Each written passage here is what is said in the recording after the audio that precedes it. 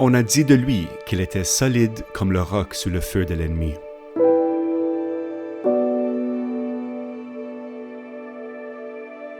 William Hall a été le premier homme noir, le premier néo-écossais et le premier marin canadien à recevoir la plus haute distinction de l'Empire britannique, la Croix de Victoria.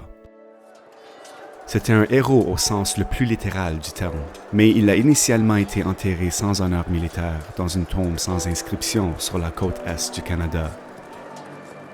Et il a fallu 3 décennies pour que cela change. Sa collectivité locale a ouvert la voie pour que son corps soit finalement inhumé de nouveau à l'église baptiste à Hantsport, près du bassin Mina, en Nouvelle-Écosse, en 1945.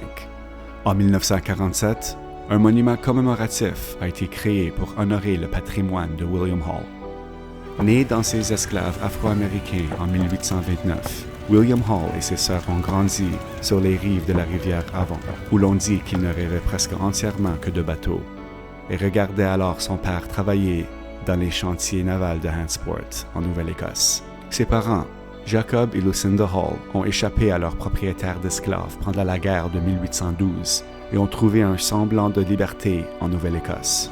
William Hall a finalement suivi les traces professionnelles de son père et a travaillé dans ces mêmes chantiers navals lorsqu'il était un jeune homme, avant de s'enrôler dans la marine marchande au début des années 1840. En 1852, alors qu'il n'avait que 17 ans, William Hall s'est enrôlé dans la marine royale en Nouvelle-Écosse, où il a servi pendant pas moins de 24 ans et a obtenu finalement le grade de quartier-maître.